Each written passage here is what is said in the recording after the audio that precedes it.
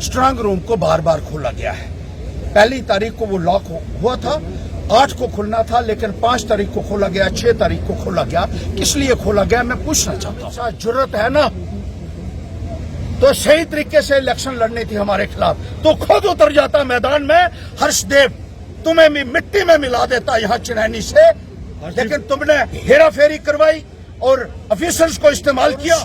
उसी एसडीएम ने जो एफिडेविट था, जो गलत था, इलीगल था, जो इनकम्प्लीट था, जो एक्सेप्ट नहीं हो सकता था बीजेपी की कैंडिडेट का किया। ये इनके बाप का कानून है क्या? जो घुसे थे वहां इनको जवाब देना पड़ेगा। इससे पहले भी मैंने बताया था कि जो आरओ है, एसडीएम लगा है, मैंने पहले ही कहा था, इलेक्शन से पहले मैंने चीफ इलेक्शन कमिश्नर को कहा था कि वो हर वक्त हिंदू मुसलमान करता रहता है। बीजेपी मुर्दाबाद मुर्दाबाद मुर्दाबाद, फांसी दो फांसी दो, चिनैनी चुनाव में दाखिल करने वालों को फांसी दो फांसी दो फांसी दो, जिंदाबाद हर्षदेव जी जिंदाबाद जिंदाबाद जिंदाबाद।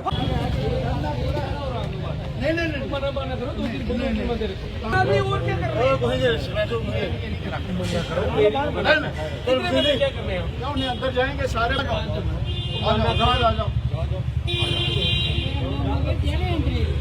गल करनी है, मैं मारना थोड़ा उससे जरा कैसी गल करते हो।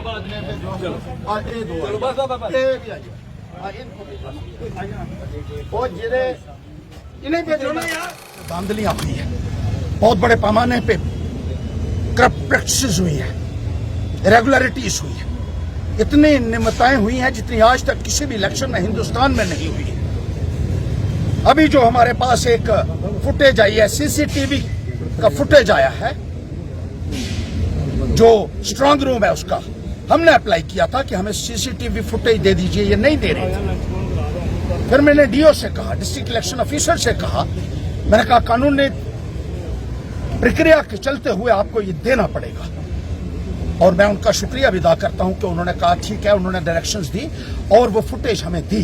जब हमने ये फुटेज देखी स्ट्रांग रूम की, तो उसमें स्ट्रांग रूम को बार बार खोला गया है। पहली तारीख को वो लॉक हुआ था, 8 को खुलना था, लेकिन 5 तारीख को खोला गया, 6 तारीख को खोला गया। किस लिए खोला गया मैं पूछना चाहता हूँ। किस लिए उसमें 4-4, 3-3 लोग घुसे और 1-1 घंटा, 1.5 घंटा उस कमरे के अंदर क्या करते रहे स्ट्रांग रूम में जहां मशीनें रखी गई थी?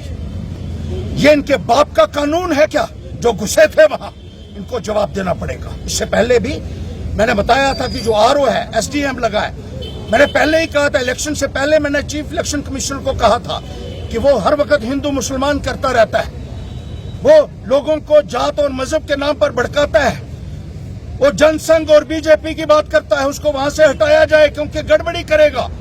लेकिन उसका संज्ञान नहीं लिया गया और उसी एसडीएम ने जो एफिडेविट था, जो गलत था, इलीगल था, जो इनकम्प्लीट था, जो एक्सेप्ट नहीं हो सकता था बीजेपी की कैंडिडेट का किया और उसको इलेक्शन लड़ने की इजाजत दे दी, बावजूद इसके कि वो इलेक्शन लड़ने के लिए एलिजिबिलिटी ही नहीं बनती थी उसकी, और वो इलेक्शन एफिडेविट जो है वो कैंसिल होना था। न केवल इलेक्शन एफिडेविट को एक्सेप्ट किया, 13 तारीख को, 12 तारीख को लास्ट डेट थी इलेक्शन का एफिडेविट जमा कराने की, और 13 तारीख को ये एसडीएम इलेक्शन का एफिडेविट उसका एक्सेप्ट करता है। और उसके बाद जिस तरीके से शराब बांटी जाती है, जिस तरीके से पैसा बांटा जाता है, जिस तरीके से साड़ियां और सूट बांटे जाते हैं, खुलेआम छतरियां बांटी जाती हैं, टी-शर्ट्स बांटी जाती हैं, बैग बांटे जाते हैं, और ये तमाशबीन बने हुए थे सारे अधिकारी, क्योंकि अमित शाह ने कहा था कि हर्षदेव को हराओ।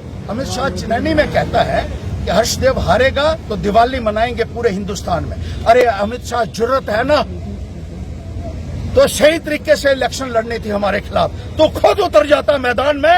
हर्षदेव तुम्हें भी मिट्टी में मिला देता यहाँ चिनैनी से, लेकिन तुमने हेरा फेरी करवाई और ऑफिसर्स को इस्तेमाल किया इलेक्शन को रिग करने के लिए। और जिस तरीके से शराब और ये पैसा बांटा गया, जिस तरीके से इलेक्शन में धांधलियां हुई है, कोई संज्ञान नहीं लिया जा रहा है। और आप स्ट्रांग रूम को खोलकर, आप उनके अंदर घुसकर, उसके बाद फिर बक्से भी बदल रहे हैं, आप टैंपरिंग कर रहे हैं। जिस तरह से आप कह रहे हैं कि फाइट टिल द लास्ट, आखिर तक लड़ाई लड़ेगा हर्षदेव। हर्षदेव किसी से नहीं डरता, सच्चाई पर चलने वाला सिपाही है। मैंने कोई चोरी नहीं किया भारतीय जनता पार्टी के इन लोगों की तरह कि मैं भारतीय जनता पार्टी के नेताओं के सामने लेट जाऊंगा। मैं लड़ूंगा, कटघरे में खींच कर लाऊंगा इनको।